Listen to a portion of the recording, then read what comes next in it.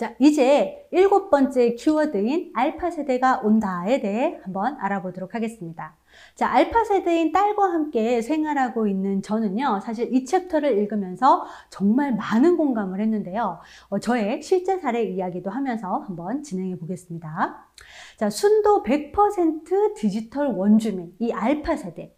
이 친구들은 과연 어떤 친구들일까요? 사실 저도 정말 궁금합니다. Z세대 다음의 세대, 2010년 이후에 태어나서 13세 이하인 초등학생을 말합니다. 자, X, Y, Z를 잇는 알파벳이 없어서 다시 처음으로 돌아가서 알파 세대라고 명명을 했는데요. 역대 세대들 중에서 최초로 세대 구성원 전원이 21세기에 출생한 세대이기도 합니다.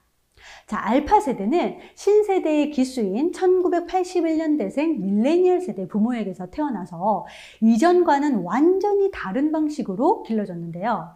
이 코로나 사태에 직접적인 영향을 받으면서 자라나고 있죠. 대한민국의 미래 알파 세대에 대해 알아보도록 하겠습니다. 자, 알파 세대의 특징은 태어나는 순간부터 디지털화된, 특히 그 스마트폰이 탄생한 모바일 문화의 영향을 직접적으로 받고 성장을 하고 영유아기부터 스마트폰을 사용한 세대라서 이런 특징이 좀 있는 것 같아요. 자, 책에서도 태어나서 처음 말한 단어가 엄마가 아니라 알렉사다라는 내용이 있는데요.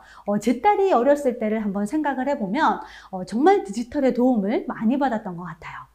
과도한 영상이 좋지 않다는 건 저도 알고 있는데 이 부모의 정신건강 그리고 이 몸 건강과 함께 행복한 식사를 하기 위해서 스마트폰을 저도 쥐어줬던 것 같아요. 그리고 좀 커서는 카카오톡 채팅방으로 친구들하고 이렇게 소통하는 딸을 저는 지금 보고 있습니다. 특히 이미지와 영상을 더 선호하고 있는데요. 그래서인지 요즘 네이버에서도 10대 친구들을 공략하기 위한 전략을 세우는 것에 되게 몰입하고 있다는 소식도 들리더라고요. 또한 직접 콘텐츠를 제작하고 공유하는 것을 선호하고 있는데요. 제 딸도 틱토커랍니다. 여자 아이돌들의 댄스를 커버하고요. 친구들과 이렇게 파트를 나눠서 연습을 하고 그 모습을 이렇게 서로가 촬영을 하면서 틱톡을 하더라고요. 그리고 또 제 딸은 책 읽어주는 언니라는 주제도 가지고 있는데요. 이거를 통해서 유튜브도 가끔 촬영을 하는데 이 영상 편집이 어려워서 그런지 인스타그램이라든가 쇼츠로 하는 분위기였어요. 이 메타버스 세계에서도 진짜 대단한 것 같아요. 제페토에서 게임도 당연히 물론 하기도 하고 대화를 하기도 하고 거기서 약속도 잡아서 친구들하고 공유를 하기도 하고요. 사실 저는 메타버스를 책으로 배우고 익히고 있는 중이거든요. 사실 정말 쉽지 않더라고요. 근데 2D 세대인 저는 이 공간 감각이 좀 없어서 그런지 이 조이스틱으로 하는 이런 게임들 이런 것들은 되게 잘 했는데 뭔가 이리저리 공간을 이동했던 게임은요 1분도 어렵더라고요. 그런데 제 딸은 직접 본인이 해보면서 부딪히고 경험하면서 자연스럽게 이건 이렇게 하는구나 라는 재미도 알아가는 세대였습니다. 자, 이런 점에서 예전 부모님들도 저는 살짝 떠오르던데 혹시 그런 경험 있으신지 모르겠어요. 그러니까 부모님들께서 저희에게 이제 핸드폰을 주시면서 이거를 설치해 달라, 이거 잘 안 되니까 이건 어떻게 하느냐, 이건 뭐냐, 여기 어떻게 들어가느냐 하면서 자꾸 이렇게 물어보시잖아요. 그러면서 설치해 달라고 하실 때 사실 저도 짜증을 좀 내면서 알려드렸던 것 같아요. 근데 곧 저도 나도 이런 날이 오겠구나 라고 생각을 하면서 부지런히 정말 잘 배워야 되겠다라는 생각을 하게 됐어요. 그러니까 바로 엄마 아빠에게 전화해가지고요. 사실 죄송했습니다 라고 반성하는 그런 통찰의 시간도 가졌었네요. 자, 이런 기성세대들의 어린 시절과는 정말 완전히 다른 세상을 살고 있는 이런 디지털, 모바일 호모사피엔스의 진정한 시작이 바로 알파 세대인데요. 공부하면서 알아가는 세대, 참 알쏭달쏭한 이런 알파 세대에 대한 진지한 탐구, 이제는 꼭 필요한 시점이 아닐까 생각해 봤습니다. 자, 알파 세대는 공부법도 달라요. 참고로 저는 구몬학습 세대예요. 자, 여기서 말하는 건 제가 특정 브랜드를 홍보하는 건 아니니까 오해는 하시지 마세요. 자, 부모님께서 신청을 하시면 학습지를 이렇게 매달 구독을 해서 선생님께서 일주일에 한 번 오셔가지고 채점도 해주시고 공부를 했던 그런 기억이 나거든요. 그래서 빨간펜이라든가 윤선생 같은 이런 방문 교사와 학습지로 저는 공부를 했었어요. 근데 알파 세대의 친구들은 태블릿 PC를 이렇게 딱 켜놓고 화면에 학습지를 띄워두고 AR 선생님이나 온라인 선생님과 이렇게 비대면으로 공부를 하는 걸 자주 볼 수 있었어요. 사실 저도 코로나19가 나타났을 때 이 학습 방법으로 와이즈 캠프를 도입을 했었거든요. 그러니까 제가 선택할 때도 유치원생, 초등학생 이런 인강 플랫폼들이 정말 많았어요. 그러니까 그 중에서 저는 이제 딸이 재밌다는 게 이 부분이어서 아이하고 맞는 것을 선택을 한 건데 지금도 꾸준하게 이 프로그램을 진행을 하고 있어요. 그러니까 진행을 하는 동안에 선생님은 좀 변경이 되었는데 프로그램은 이렇게 꾸준히 하고 있고요. 이 종이책을 보기도 하지만 전자책을 보면서 이렇게 서로 병행하고 있기도 해요. 아직 하고 있지는 않지만 게임을 하다 보니까 이 본인 스스로도 코딩에도 관심이 되게 많이 생기더라고요. 그러면서 부모인 내가 코딩도 어떻게 하면 좋을지를 조금 가르쳐주면 좋겠구나 라는 그런 준비를 좀 저는 요즘 느끼고 있거든요. 그러니까 이렇게 공부도 하면서 놀 수 있는 환경을 디지털에서 정말 많이 경험하고 있다는 사실이에요. 그리고 다음은 경제교육에 있어요. 자, 자식은 정말 모두 다 귀하지만 이런 요즘처럼 이런 저출산 시대에는 더 귀한 자식들이 바로 알파 세대이죠. 계속 저의 이야기를 먼저 해서 라떼라는 그런 말로 들릴 수 있겠지만 예를 들기 위한 부분이니까 조금 양해 부탁드릴게요. 제가 어렸을 때는 1,000원 1,000원이면 뭐든 다 할 수 있었어요. 그리고 이 용돈이라는 것에 있어서 이 조절하면서 써야 된다라는 것을 제가 경험하면서 배웠죠.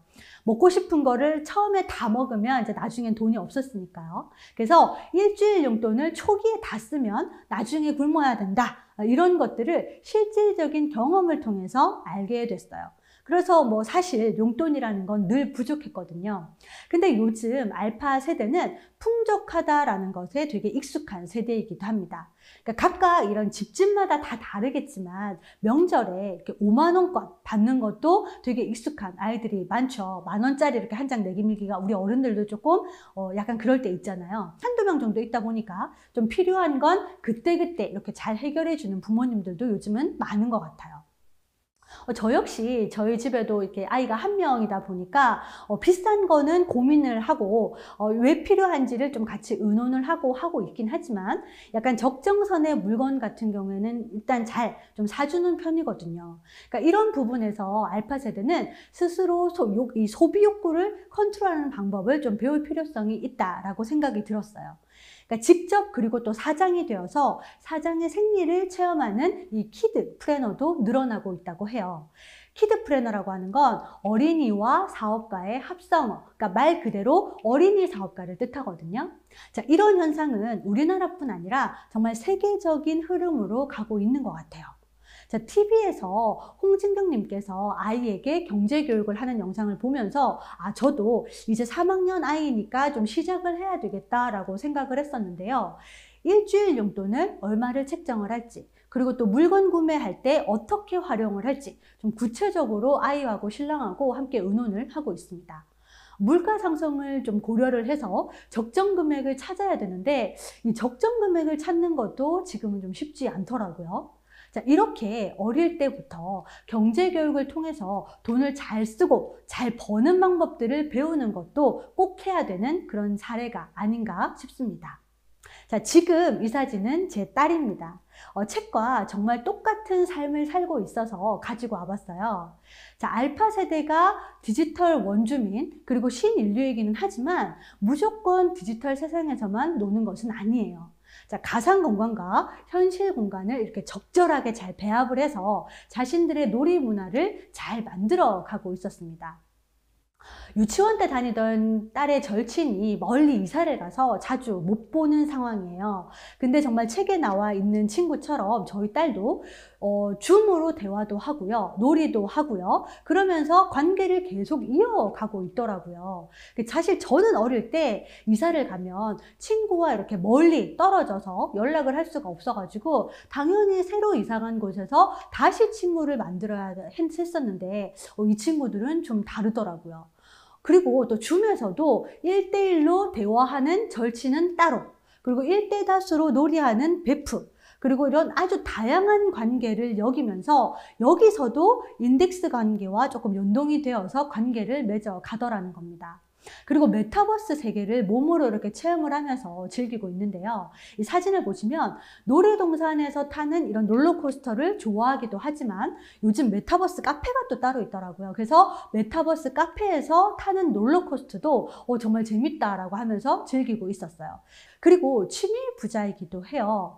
제 딸만 사실 이런 게 아니라 딸 친구들만 보더라도 이런 여러 가지 즐기고 있는 취미들이 엄청 다양하더라고요. 우쿨렐라를 하는 친구, 칼림바를 하는 친구, 또 드럼을 하거나 디제잉도 하고요. 또 운동을 하기도 하고, 또 운동을 하는데도 예전처럼 뭐 줄넘기 이런 것이 아니라 복싱을 하기도 하고 검도를 하기도 하면서 여러 이런 취미, 이런 운동들을 즐기면서 이런 깊이까지 스스로가 잘 하고 싶어서 하는 애들이 정말 많아졌다는 것에 저는 진짜 놀랐습니다. 밀레니얼 부모를 둔 이 알파 세대는요, 성별이 무엇이든 간에 사회적으로 자신의 이름을 내걸고 활동하는 것이 당연한 부모들 아래에서 태어났죠. 그리고 자기애가 강한 부모 아래 역시 있었기 때문에 자기 중심성이 높은 이 알파 세대가 태어난 것은 어찌 보면 당연할 것이에요. 여러 부분에서 조금 주의해야 할 부분이 많은 세대이기도 합니다. 자, 부모의 능력이나 상황에 따라서 양극화가 될 수 있는 문제도 있고요. 그러면서 이 부분에서 좀 적절한 균형을 잡을 수 있도록 부모와 자녀 모두 함께 의논을 하는 시간이 많이 필요할 것 같아요. 특히 디지털 중독이 좀 되지 않도록 부모와 가이드를 잘 이야기하는 시간이 많이 필요할 것 같습니다. 책에서도 나와 있는 것처럼 부모 세대 역시 양육과 관련해서 개인정보 문제에 대해서 깊이 고민을 하고요. 제도의 마련도 필요할 것 같아요. 자, 앞서 말한 것처럼 편리한 디지털 환경의 풍족은 있으나 이들이 과연 행복할까? 진정 행복한가? 이에 대한 부분은 이런 부분을 어른 세대가 조금 더 신경 써야 될 부분이 아닌가라는 생각이 좀 들었는데요. 한국의 어린이 청소년 행복지수를 연구를 했던 결과에 따르면 이 행복지수가 22위로 OECD 국가들 중에서 세계 최하위권이라고 이야기를 합니다. 자, 앞으로 이 새로운 어린 세대의 행복에 부모와 학교가 그리고 사회가 더 깊은 관심을 갖고 세심한 배려가 필요할 것으로 보여집니다. 특히 날 때부터 디지털 세상을 접한 이 디지털 원주민들인 이들은요, 어쩌면 중독이라는 것을 모른 채 중독되어 있을 위험이 아주 큽니다. 가족들과 밥을 먹을 때도 스마트폰으로 유튜브나 만화 영화를 보는데 좀 익숙하고요. 스스로 유튜버가 되기도 하고 그리고 틱톡 인플루언서로 활동하기도 합니다. 자, 이런 친구들에게 무조건 나쁜 거니까 하지 마 라고 하는 이런 어른들의 잔소리가 그저 잔소리로밖에 들리지 않을 수 있어요. 밀레니얼 부모는요, 그 어느 세대보다 자기 표현을 잘하고 당위성에 대한 부분을 잘 알고 있습니다. 이 밀레니얼 부모를 둔 알파 세대 역시 다르지 않습니다. 쉽지 않은 대화가 서로 오고 갈 수 있지만 그 어느 세대보다 똑똑한 알파 세대들에게 꾸준히 대화를 하고 의견을 주고 받는다면 시간은 좀 걸릴 수 있으나 디지털에 중독되지 않거나 또 중독이 되더라도 벗어나는 방법을 스스로 독자적으로 찾을 수 있을 것 같고요. 또 보호자와 기꺼이 함께 찾아보려는 노력을 하지 않을까 생각을 해봤습니다. 자, 그리고 앞으로 이런 알파 세대를 둔 부모님들께서는 이 부분을 조금 더 고민해 보셨으면 합니다. 우리 사회에서 자녀 교육에 성공했다라는 것은 어떤 의미일지. 저 역시 이 알파 세대의 부모로서 정말 저의 신랑과 배우자와 많은 이야기를 나누고 있습니다. 사실 저도 부모가 처음이라 모르는 부분도 많고 서투른 부분도 많아서 육아를 책으로 전 배웠거든요. 그런데 점점 아이가 커가면 커갈수록 책이 아니라 정말 육아의 경험과 아이의 성향을 서로 이야기하면서 서로 보완해 나가는 것이 가장 좋은 방법이다라는 것을 경험해서 알게 되었어요. 부모가 생각하는 이 자녀 교육이 무엇인지, 그리고 자녀와 함께 이렇게 계획을 같이 세우면서 현명한 삶을 함께 만들어 가는 것이 좀 더 나은 방법이 아닐까라는 생각을 하면서 오늘도 고민하는 부모로서 말씀을 한번 드려보았습니다.